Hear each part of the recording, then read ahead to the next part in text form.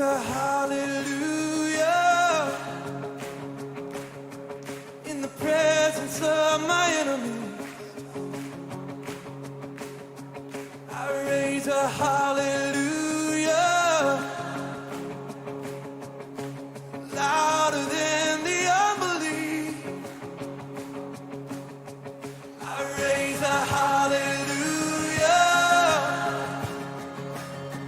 My weapon is a melody. I raise a hallelujah. Heaven comes to fight for me. I'm gonna see in the middle of the storm.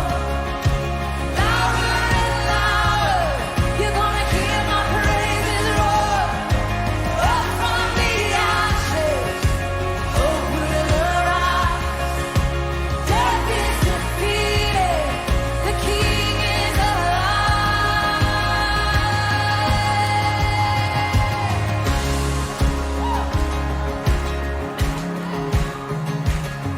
I raise a hallelujah.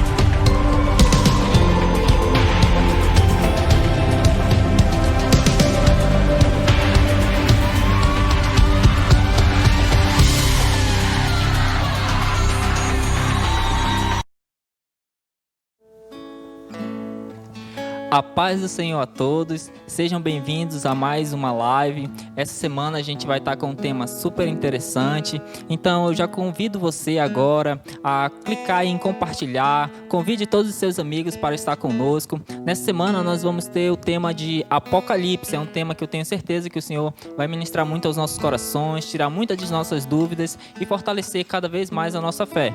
Então, seja bem-vindo, tá? Eu oro a Deus agora que o Senhor já comece a ministrar na sua vida, na sua casa, na sua família. Então, reúna todos os seus amigos aí, vá compartilhando, curtindo as nossas redes sociais. Nós estamos também no YouTube, no Instagram, Rede Atos, tá?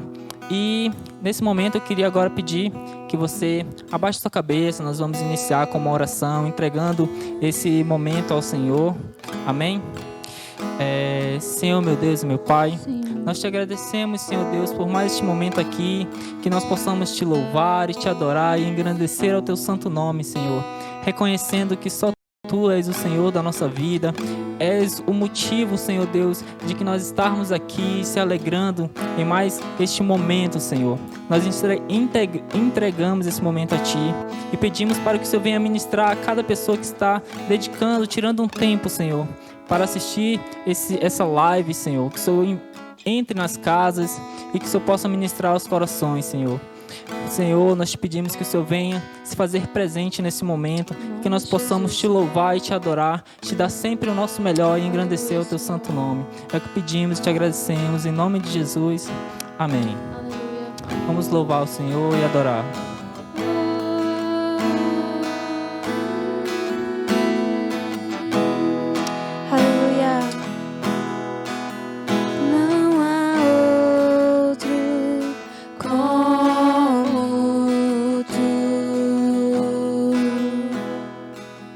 Soberano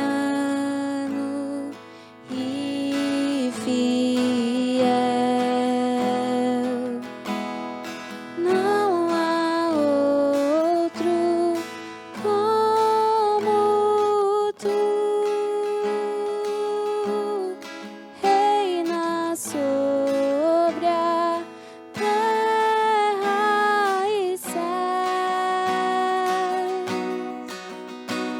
és o Alfa e Ômega.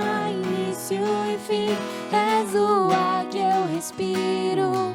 Tudo pra mim, tu és Jesus. Tu és Jesus. Não há outro.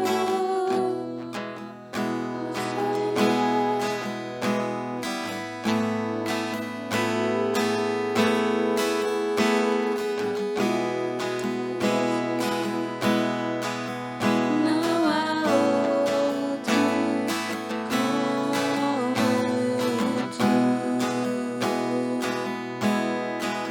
soberano e fiel. Não há outro como tu,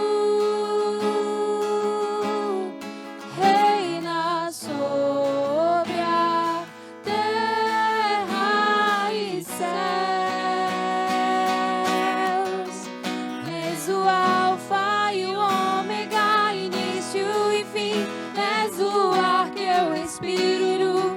Tudo pra mim, tu és Jesus. Tu és Jesus. És o Alfa e o Ômega, início e fim. És o ar que eu respiro. Tudo pra mim, tu és Jesus. Tu és Jesus. Aleluia. Continuando a oração.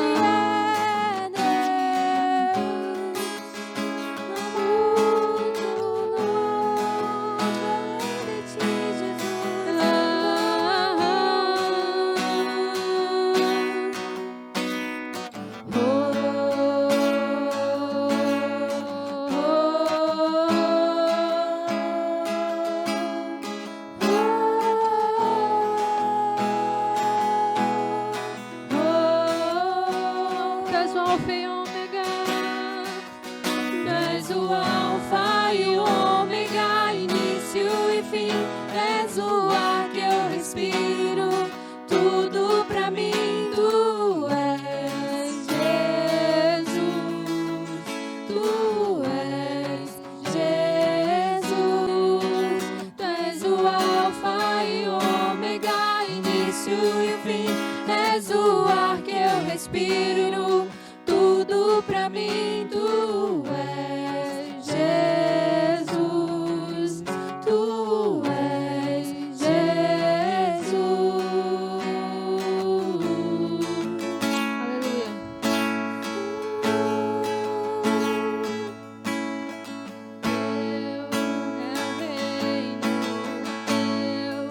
É o poder, é a tua, é a glória pra sempre. Amém.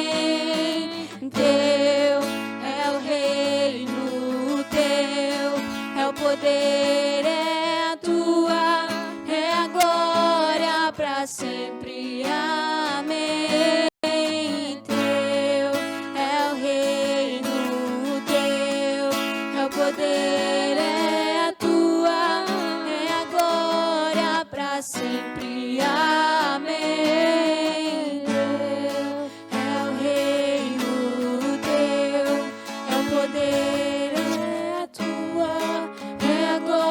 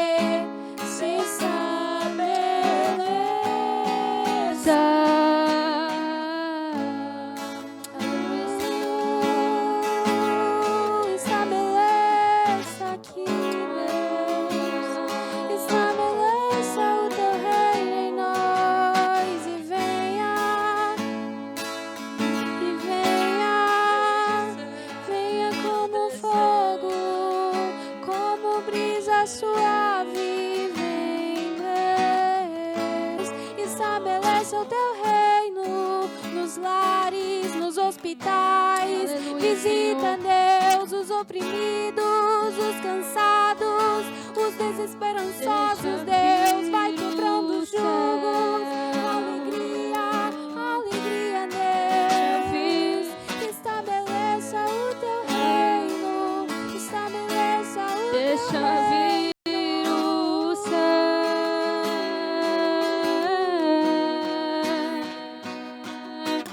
Teu é o reino, teu é o poder, é tua, é a glória pra sempre. Amém. Teu é o reino, teu é o poder, é tua, é a glória pra sempre. Amém. Aleluia, glória a Deus. Fique agora com a mensagem da nossa pastora Sandra. Eu tenho certeza que essa mensagem vai falar ao seu coração. E sejam agora edificados em nome de Jesus Cristo. Amém.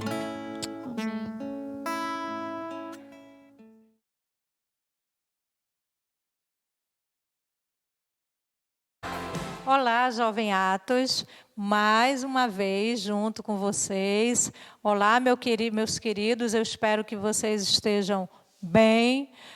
Nós já retornamos para cá, para o templo, né? Claro que controlado, mas eu quero incentivar você. Nós já voltamos da quarentena, digamos assim, vamos retornar ao templo. Venha nos cultos. Domingo nós temos 2 cultos. Pela manhã e pela noite. Eu quero conclamar você, jovem, adolescente, venha, porque tem sido uma bênção. Venha para mais pertinho de Deus, venha para estar em comunhão conosco. E venha porque também nós estamos com saudade de você nesse tempo, onde 3 meses nós estamos longe, né, só pelas redes sociais. Mas venha e você vai poder desfrutar da comunhão com os irmãos, que tem coisa melhor de estar em comunhão com os nossos irmãos. Então venha, vai ser uma bênção esse tempo. Mas nós estamos aqui na primeira live de uma série de estudos sobre o livro de Apocalipse. E pasmem, as pessoas ao lerem Apocalipse só leem porque estão com medo. Lá tem a marca da besta, lá tem o derramamento das pestes sobre o mundo. Mas eu quero dizer para você, principalmente aos jovens, Apocalipse não é só desgraça, não é só derrota. Apocalipse a gente vai falar da volta de Jesus, que é muito importante. Nós vamos falar das promessas do Senhor Jesus, que Ele nos deixou no último livro da Bíblia. Apocalipse vai falar da promessa dEle de um novo céu e de uma nova terra, onde nós iremos reinar com Ele. É muito importante para que a nossa fé fortaleça, para que nós não andemos ansiosos, com medo, que o mundo vai acabar e que tudo vai ser destruído. Pelo contrário, assista essa série de estudos, são várias lives, a gente vai passar um bom tempo aqui trazendo para você Apocalipse da forma mais clara possível. Não pense que é difícil, não perca o interesse, saiba que você vai ver, você vai ter certeza que Apocalipse é um livro de fácil entendimento e que você vai poder entender tudo o que contém neste livro. E nós queremos iniciar essa live do começo do livro mesmo, bem do comecinho. A gente vai tratar hoje dos 3 primeiros capítulos, capítulos 1, 2, 3, que fala sobre a introdução, a saudação do apóstolo João, que escreveu o livro, foi o autor do livro de Apocalipse. E nós vamos falar no capítulo 2 e 3 sobre as 7 cartas, ou as cartas às 7 igrejas localizadas na Ásia. E por falar em 7, você vai ver muito no livro de Apocalipse o número 7, que é o número da perfeição. São 7 selos, 7 cartas, 7 igrejas, 7 trombetas, o castiçal, que tem 7 pontas, que cada ponta significa algo para a nossa vida. Então, o 7 é o número da perfeição, e você vai ver que muitas coisas estão relacionadas com esse número 7, que é a perfeição de Deus. Eu peço a Deus que essa palavra possa entrar no seu coração, que você tenha um entendimento de imediato, que nada venha impedir o teu entendimento deste livro, do que nós vamos tratar nessa noite. Então, chama seu amigo aí, chama alguém que esteja com você, do seu lado, para assistir. A gente vai gastar um tempinho aqui, mais um tempo de qualidade, um tempo muito importante para a sua vida cristã, a sua vida espiritual. Que essas lives sejam bênção na sua vida. E nós estamos muito felizes, porque nós já podemos estar regressando aqui e nos encontrarmos pessoalmente brevemente. Ok? E eu gostaria, antes de entrar propriamente nos capítulos, falando das 7 cartas, falando das cartas às 7 igrejas, eu gostaria, só para a gente contextualizar aqui, só para a gente se situar, lá no comecinho do livro de Apocalipse. Bem, João, que é um apóstolo do Senhor, apóstolo de Jesus Cristo, ele estava exilado, quer dizer, ele estava isolado numa ilha chamada Ilha de Pátimos. Ele estava exilado por pregar a palavra de Deus, assim ele diz no capítulo 1, você pode acompanhar, Apocalipse capítulo 1. E, de repente, João, exilado nesse lugar, cumprindo a prisão pelo governo romano, ele foi tomado pelo Espírito de Deus. Por trás, ele ouviu uma voz muito forte. João estava ali e ele ouviu uma voz muito forte. E essa voz deu uma ordem para João, disse assim: João, escreve no livro tudo que você vai ver. Escreve e envia às 7 igrejas que estão localizadas na Ásia.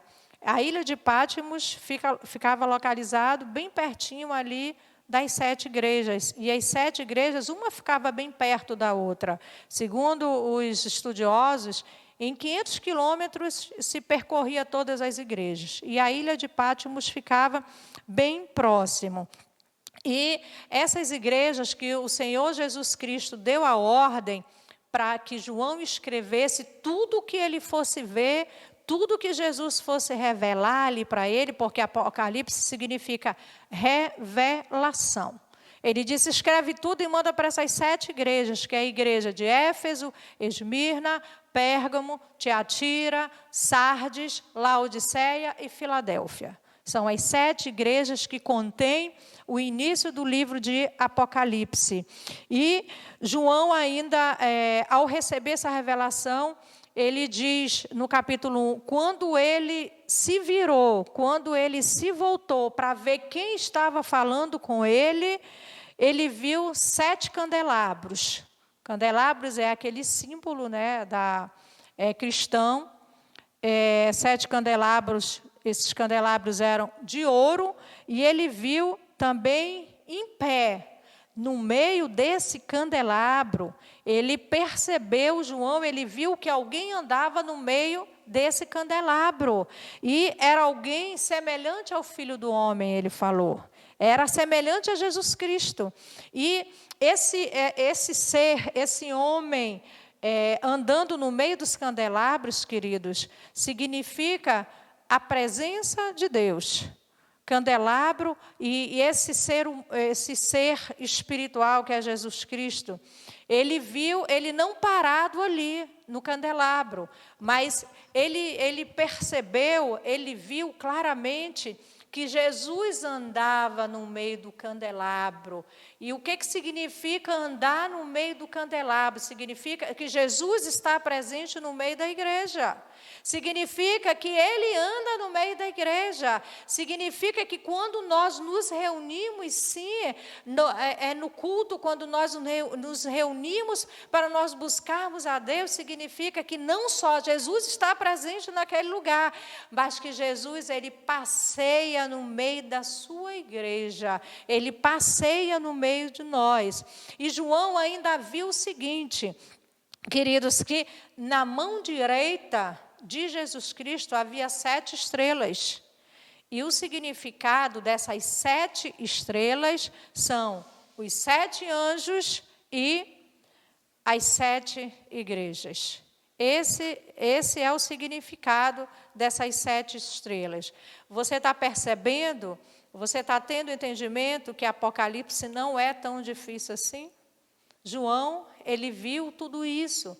O Senhor estava revelando para ele coisas que não é, olha, isso talvez aconteça, talvez isso vá acontecer, de forma nenhuma. Jesus estava já mostrando para João tudo que iria acontecer, sim, segundo a sua palavra. Então, tudo isso que está escrito no livro de Apocalipse vai acontecer. E agora, entrando no capítulo 2 e capítulo 3 de Apocalipse, você pode ver que há cartas, há igrejas, e nós vamos discorrer aqui pela ordem. Só vou inverter a última. Eu não vou deixar Laodiceia, não vou deixar Filadélfia por último, mas eu vou deixar a Laodiceia por último, porque tem algo que eu gostaria de focar bem hoje para você, para o seu coração, para você que é jovem. E quero dizer que tudo isso que o Senhor ordenou João que escrevesse para as igrejas, tudo isso é para o nosso tempo presente, é para a minha vida, para a sua vida. Tudo que o Senhor tratou com relação àquelas igrejas, aquele tempo, é para o nosso tempo hoje. Cada integrante, cada elemento, cada item que Jesus falou para aquelas igrejas é para a tua vida, é para a minha vida, é para a vida dos nossos pastores, é para a vida da nossa igreja, é para a vida de todo aquele que pretende, sim, andar com o Senhor Jesus.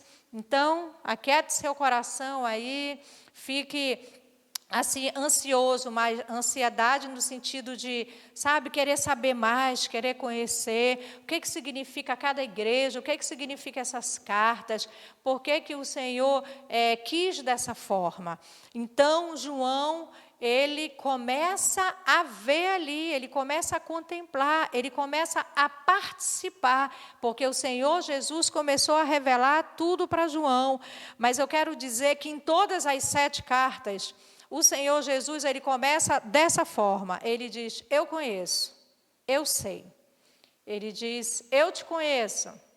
Ele diz, eu sei de tudo, porque o Senhor, ele sabe de tudo. Ele é soberano, ele é onisciente, onipresente e onipotente. O Senhor está em todos os lugares. Saiba, querido, que Ele te conhece. Ele sabe da tua vida, Ele sabe do teu deitar, Ele sabe do teu levantar, Ele sabe o que você fez, o que você não fez. Jesus, Ele sabe de tudo. Jesus está presente. Jesus esteve presente em todos os momentos da sua vida. E Ele está presente. Ele começa primeiro dizendo para todas as igrejas, eu conheço você. E você que é a igreja do Senhor, Ele diz para você hoje, eu te conheço. Eu sei das tuas obras. Eu sei do teu proceder, porque o Senhor sabe de tudo. E a primeira igreja, eu gostaria desse momento, falar com você. A primeira igreja, a igreja de Éfeso. Éfeso, para que você tenha um entendimento mais prático. A igreja de Éfeso, eu vou tratar as qualidades e vou tratar o que o Senhor disse que era contra aquela igreja, ou os defeitos, digamos assim. Então, a primeira igreja de Éfeso, o que foi que o Senhor disse na sua palavra, quais eram as qualidades daquela igreja? o que agradou o Senhor, o que agradava a Deus. Ele disse em Éfeso: eu conheço o teu labor e eu conheço a tua perseverança. Ele disse para aquele povo da igreja de Éfeso: eu conheço o teu trabalho, eu sei que tu tem trabalhado, eu sei que tu tem perseverado, eu sei que você tem suportado provas. E vocês não desanimaram de forma nenhuma. Olha o que o Senhor está dizendo, olha o que o Senhor está reforçando, o que era agradável naquela igreja, na vida daquela pessoa, digamos assim, puxando para a nossa vida. Olha o que o Senhor disse: eu conheço o teu trabalho, eu conheço a tua perseverança, eu sei que você tem suportado provas, eu sei que você não tem desanimado. Eu sei que vocês não suportam os falsos mestres. Vocês odeiam as obras dos nicolaítas. Nicolaítas eram aqueles que induziam o povo a errar. Eles induziam o povo à imoralidade. E o Senhor disse para Éfeso, disse para aquele povo: eu sei que essa igreja tem combatido os falsos mestres. Eu sei que essa igreja, ela tem perseverado. Eu sei que a igreja, ela tem labutado, ela tem trabalhado. Eu sei que essa igreja, ela tem sido fiel nesse sentido. Mas eu tenho algo contra vocês. Eu tenho algo contra essa igreja. E o Senhor começa a falar, lá em Apocalipse, o Senhor começa a falar: o que eu tenho contra vocês? Que vocês abandonaram o primeiro amor. Que vocês são uma igreja que tem doutrina, sim. É uma igreja que tem doutrina. É uma igreja que tem ensinamento. É uma igreja forte. Vocês têm doutrina. Mas vocês esqueceram de algo. Vocês perderam algo ao longo do caminho. Ele disse: mas vocês perderam o primeiro amor. Vocês não têm mais o fervor espiritual. O serviço a Deus se tornou de uma forma mecânica. O servir a Deus se tornou de uma forma que se tornou um ritual. O Senhor disse para a igreja: você trabalha, você faz N coisas, você combate os falsos mestres, você labuta, você persevera, mas você perdeu algo, igreja. Você perdeu o primeiro amor. Você perdeu, você deixou de praticar as primeiras obras. Você talvez tenha estado como a igreja daquele tempo. Você talvez faz a obra, você está nos caminhos do Senhor, você persevera, você tem doutrina, você tem seguido a doutrina, mas você perdeu o primeiro amor. Você perdeu o amor por estar, a alegria por estar na presença de Deus, a alegria por vir para a casa de Deus. Talvez você tenha perdido a alegria de se aproximar de Deus com amor. Talvez você só tem cumprido os rituais. Talvez você tenha deixado aquele fervor espiritual do primeiro amor. Porque nós, quando aceitamos Jesus, nós, quando conhecemos ao Senhor Jesus, nós nos enchemos de uma alegria no coração inexplicável.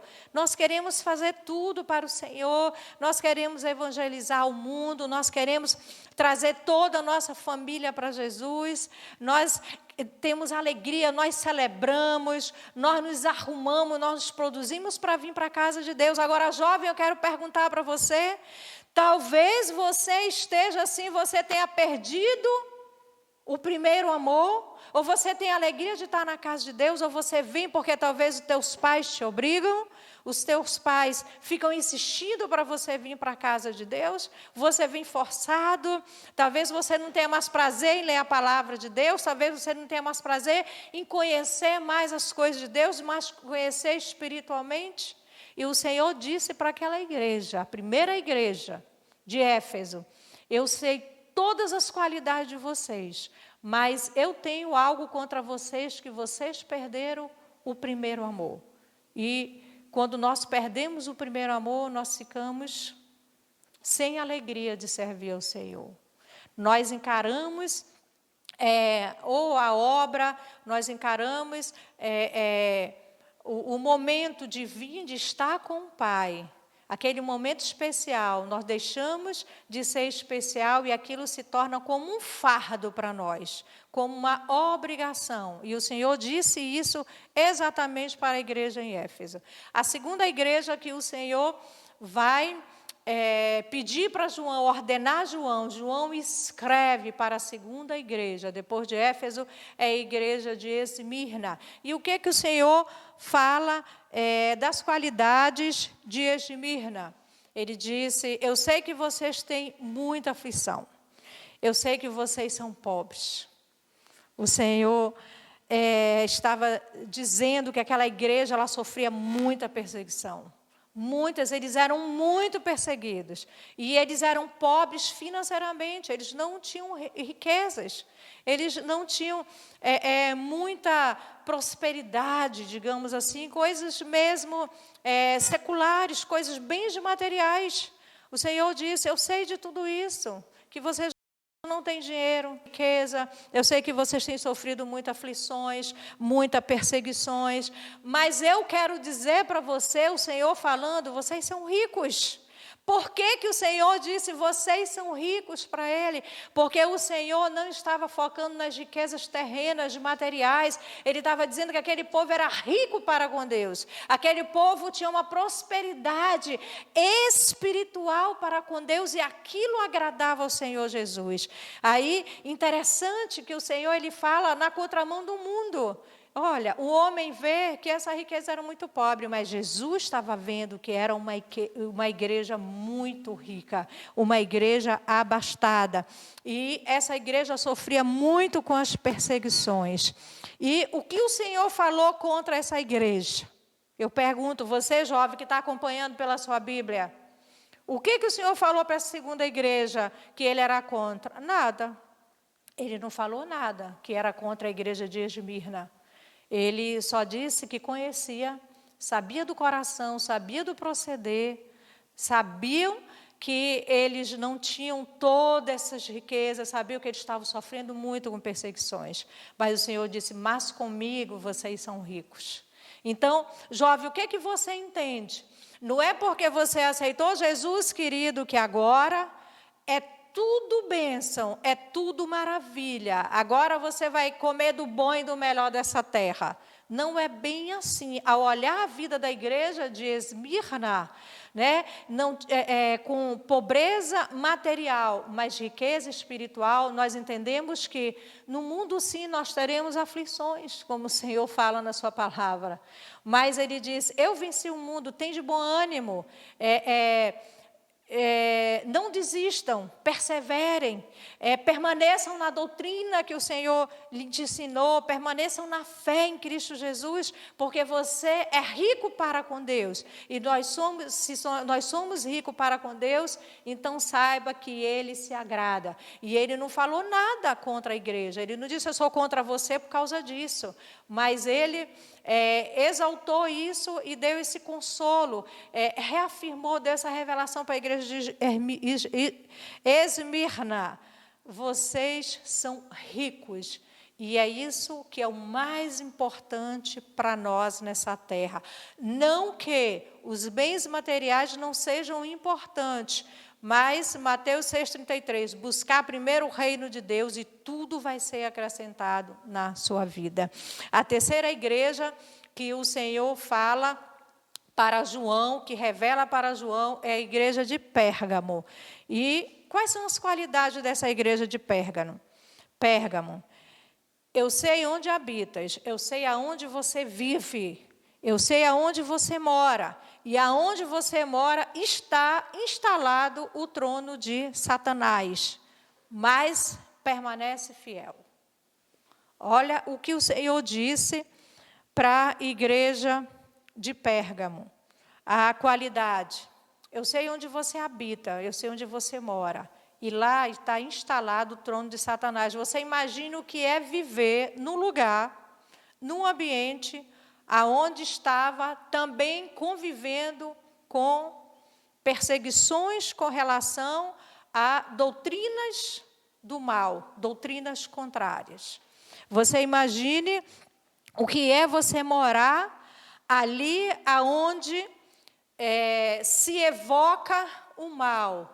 Mas o Senhor disse, mas eles permaneceram fiéis a mim. Olha que coisa gloriosa.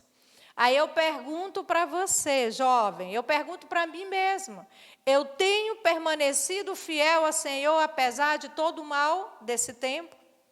Eu tenho permanecido fiel ao Senhor, apesar de todo assédio do inimigo, apesar de toda a doutrina falsa, apesar de tudo que é colocado nesse tempo de secularismo, de hedonismo, eu tenho permanecido fiel, mas aquela igreja de Pérgamo, o Senhor disse que eles permaneceram fiel, apesar de eles estarem convivendo ali, digamos, convivendo próximo, na mesma terra, no mesmo lugar. Porque esses lugares, as igrejas são os nomes dos lugares. Eles permaneceram fiel. Mas o Senhor disse, eu tenho algo contra vocês, vocês da igreja de Pérgamo. O que o Senhor Jesus tinha contra? Toleraram seguidores da doutrina de Balaão. E o que é a doutrina de Balaão? É aquela doutrina aonde eles induzem ao povo ao tropeço, quer dizer, ao erro. E ainda a igreja de Pérgamo, além da doutrina de Balaão, que eles toleraram, eles toleravam também as obras dos nicolaítas, que os nicolaítas eram também pessoas que induziam o povo a levar para a imoralidade e para a idolatria. E imoralidade, idolatria, tropeço, tudo isso desagradava a Deus. Ele disse, eu tenho isso contra vocês, porque vocês toleram isso nas igrejas de vocês e isso eu aborreço, isso eu abomino. A quarta igreja que o Senhor nos fala é a igreja de Tiatira. Quais eram as qualidades de Tiatira? O que o Senhor coloca de qualidade? Tiatira era uma igreja oposta, quer dizer, ao contrário da igreja de Éfeso.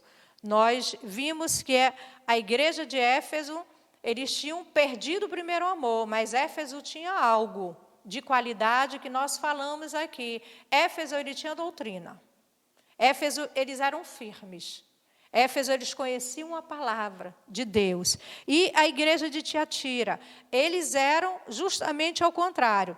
Eles tinham fé, eles tinham obra, eles tinham amor, mas o Senhor disse que eles tinham algo contra aquela igreja. E a igreja de Tiatira, eles toleravam o espírito de Jezabel, ou toleravam Jezabel, que induzia o povo à prostituição. Induía o povo à prostituição. A igreja de Tiatira, ao contrário de Éfeso, eles tinham amor, mas eles não tinham doutrina. Aí Éfeso, eles tinham doutrina, mas tinham perdido o primeiro amor. Tiatira, ao contrário, eles tinham amor, mas eles não tinham doutrina, eles toleravam Jezabel. Jezabel levava o povo a pecar na área da imoralidade sexual, da prostituição. E, estendendo um pouco mais, que Apocalipse não fala isso, mas esse espírito de Jezabel, ele atua também não só na imoralidade, na prostituição, mas ele atua também, esse espírito, no controle, na manipulação, que isso é outra coisa que nós podemos falar depois. Mas Jezabel na prostituição, no controle, na manipulação. Mas o Senhor disse para Tiatira, vocês toleram isso na igreja de vocês, vocês não têm doutrina. Vocês têm amor sim, mas vocês não têm doutrina. Eu quero dizer para vocês, jovens principalmente, e para toda a igreja, você que está assistindo, a igreja que não tem doutrina, ela não pode subsistir. Toda a igreja deve ter doutrina. O que é doutrina? É ensinamento. Ensinamento da palavra de Deus. Ensinamento dos princípios de Deus. Ensinamento da cultura cristã. Ensinamento da Bíblia. Por mais que você tenha amor, seja uma pessoa amorosa, tenha muita fé, pratica muitas obras, mas toda a igreja tem que ter doutrina.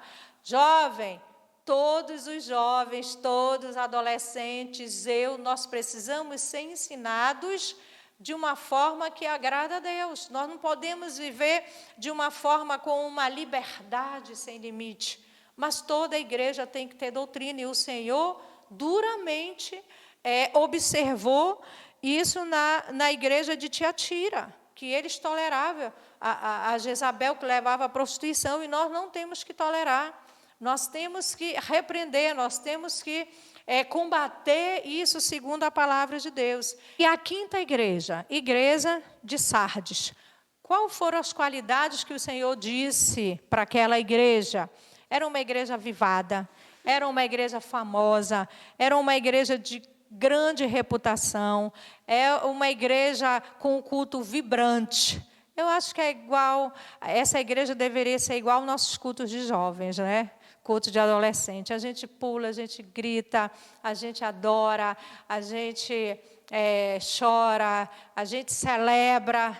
Mas aquela igreja, o Senhor estava dizendo que aquela igreja, ela é uma igreja avivada nesse sentido, de ser muito famosa, conhecida. Talvez, se eu vivesse naquela época, eu ia querer ser dessa igreja, né? Talvez para ser famosa, para ser famoso, para ser conhecido, porque há pessoas, querido, que se congregam em igrejas famosas só para aparecer, não é isso? Há pessoas que se congregam em igrejas famosas, conhecidas, porque lá é o pastor fulano de tal, é a pastora fulana de tal, porque lá tem isso, tem aquilo. E a igreja de Sardes, ela era desse jeito, tinha uma grande reputação. Imagine que não tinha um pobre lá, não é isso? Não deveria ter um pobre lá, todo mundo era rico. A teologia da prosperidade lá, eu não sei se iria vingar, porque Sardes era uma igreja muito importante nesse sentido. Mas o que o Senhor disse para aquela igreja? Você está morta. Igreja de Sardes. Aí você pensa, mas como? É uma igreja avivada, é uma igreja famosa, uma igreja que celebra, uma igreja que tem boa reputação, uma igreja que não tem problema financeiro, uma igreja que tem dinheiro para fazer todas as coisas. Mas o Senhor diz, você está morta. Você está morta em que sentido? Porque aquele povo, eles não estavam com inteireza de coração. Eles não estavam buscando o quê? A transformação da sua vida através da palavra de Deus. Aquela igreja só vivia daquele jeito, talvez nas mídias sociais, mas no fundo, no interior, lá no lugar secreto, ela não se encontrava mais com Deus. Eles deixaram de buscar ardentemente a presença de Deus, eles não tinham mais vida espiritual. São aquelas pessoas que vêm por status, ou porque para dar uma resposta para a sociedade, eu faço parte de uma igreja, eu sou de Deus, eu sou da igreja tal, lá tem 1.000 membros, 2.000 membros, 3.000 membros, lá nós estamos na internet. O Senhor disse, isso não importa.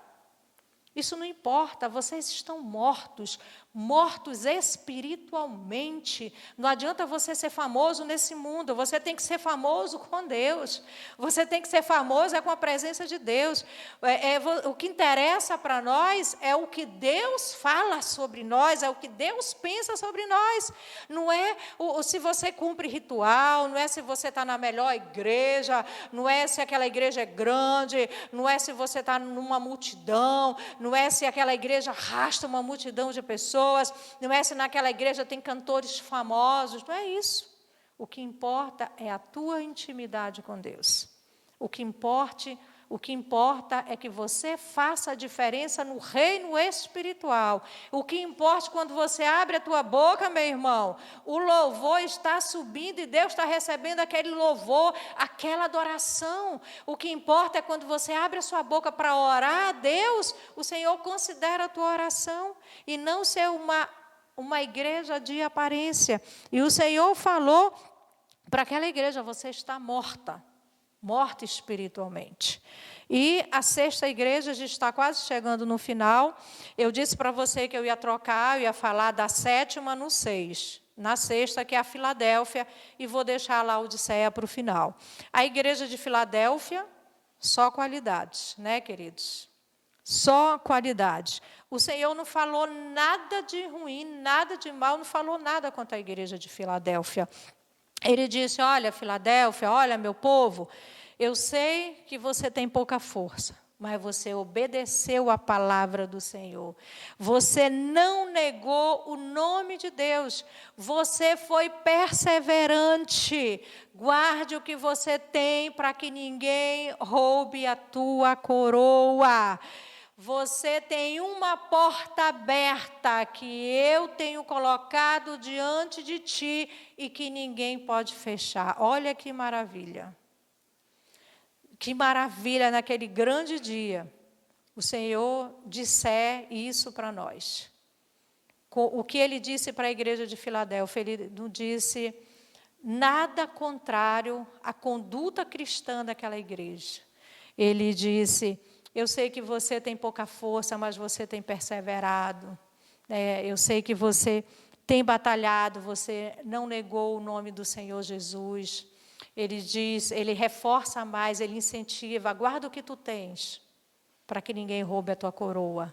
Ele diz para nós, continue, ande, persevere, não desista. Você é uma pessoa que talvez se sinta fraco. Eu não tenho força, Senhor. Eu não consigo, Senhor. Mas ele diz sim, que você deve perseverar. Você deve guardar todos os ensinamentos, você deve batalhar pela sua fé, você deve batalhar pela sua salvação, você deve batalhar pelo nome de Deus. Porque ele diz, quando você faz isso, se você faz isso, ele diz, eu tenho uma porta aberta que eu coloquei diante de ti, e que ninguém pode fechar. Queridos, a maior porta aberta que o Senhor colocou diante de nós foi a salvação que ele nos deu. Foi a salvação que ele nos deu através de seu Filho Cristo Jesus. E porta que Deus abre, ninguém fecha. E ele diz, olha, Filadélfia, você que foi fiel, tem sido fiel. Ninguém pode fechar essa porta que eu tenho colocado diante de vós. E a última igreja, você está vendo como o livro de Apocalipse é fácil? De compreensão? Você está vendo que não é só, a gente via que falar, dizer que o anticristo vai colocar o número da besta em você, vai colocar no seu pulso, na tua testa, que está tudo caminhando, que o mundo vai ser destruído com fogo. Mas, acima de tudo, Apocalipse é a promessa do novo céu e a nova terra que Deus tem para mim e tem para a sua vida também. Que você foque nisso em nome de Jesus. E a sétima igreja de Laodiceia. O Senhor, assim como as outras, ele começou a relatar as qualidades dessa igreja. Ele disse quais eram as qualidades de Laodiceia. Nenhuma qualidade. O Senhor não falou nada que aprovasse a igreja de Laodiceia. E isso é muito triste. Você pode ver essa sexta igreja que eu coloquei por sétimo, o Senhor não focou nenhum elogio. Ao contrário, ele começou a falar o que ele tinha contra a igreja de Laodiceia.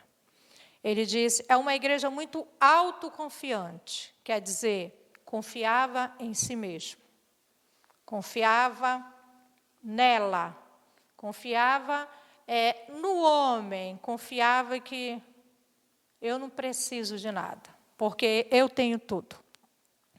Era uma igreja que, ao confiar em si mesmo, desenvolveu ou manifestou a arrogância. Era uma igreja que tinha muita prosperidade material. Olha, dinheiro não era problema para a igreja em Laodiceia. Era uma igreja rica. Mas Deus falou algo para eles. Eu estou a ponto de vomitar você da minha boca. O Senhor estava tendo náuseas com aquela igreja. Ele disse, eu estou a ponto de vomitar, eu vou botar para fora. Eu quando percebo essa igreja, eu tenho vontade de vomitar. Ele disse, você não é quente e nem frio.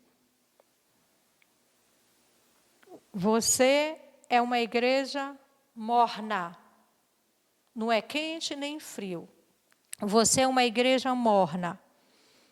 Mas Jesus disse, você é pobre, cego e nu. Misericórdia, Jesus. Meu Deus, repreende. Né, meu Pai, para longe de mim essas palavras de Jesus Cristo. E interessante que nessa igreja de Laodiceia, o Senhor não achou nenhuma heresia, o Senhor não achou nenhum desvio doutrinário. É uma igreja que tinha doutrina, sim. É uma igreja que tinha ensinamento. É uma igreja onde não se viu escândalos nessa igreja. Mas era uma igreja rica. E o Senhor disse que era uma igreja muito autoconfiante. Quer dizer, quando nós somos muito donos do nosso narizes, quando a gente é muito dono do nosso nariz, melhor falando certa concordância, quando a gente se acha que é muito dono do nosso nariz, que a gente já sabe de tudo, que a gente já chegou no nível, num patamar onde talvez até esqueça de Deus, procurando viver somente a nossa vida secular, priorizando as coisas seculares, muito cuidado nós devemos ter. Porque o Senhor disse com tudo aquilo, com toda aquela arrogância, Ele disse, eu sei que tu és rica, mas tu é pobre, cego e nu, e eu estou a ponto de vomitar-te da minha boca, eu estou com nojo de ti, e eu estou a ponto de vomitar. E o Senhor não achou nada que Ele tenha achado em algumas outras que a gente falou. Heresia não tinha, falsa doutrina não tinha doutrina contrária, nada disso. E por que o Senhor estava dizendo, olha, tu não é quente nem fria, mas tu é morna. Morna é aquele tipo de pessoa que ela não vai nem para a direita, nem para a esquerda. Nem é verdade, nem é mentira. Nem é sim, nem é não. Era assim aquela igreja.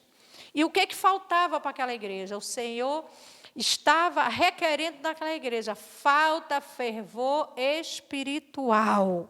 Falta entusiasmo. Falta brilho. Falta quebrantamento. Falta oração. Falta jejum. Falta avivamento. Falta fogo do Espírito Santo de Deus. Isso que o Senhor estava dizendo, essa igreja tem tudo, vocês são ricos, vocês são abastados, vocês têm doutrina aqui, mas falta algo na vida de vocês, eu vou vomitar vocês da minha boca, porque eu não suporto mais, eu estou com nojo, porque falta fervor espiritual. Vocês perderam o fervor espiritual, quebrantamento, choro, oração, jejum.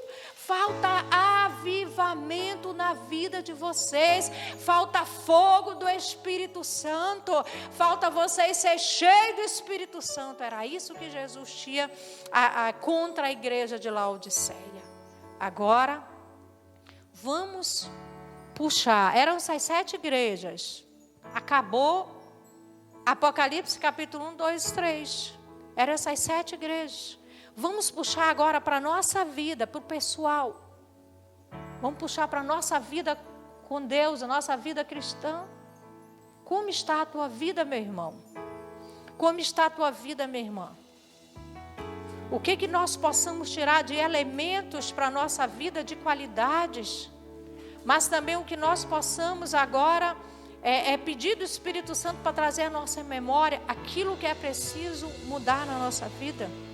Aquilo que precisa ser transformado. Talvez resgatar o brilho. Talvez resgatar o entusiasmo. Talvez você precise de um avivamento.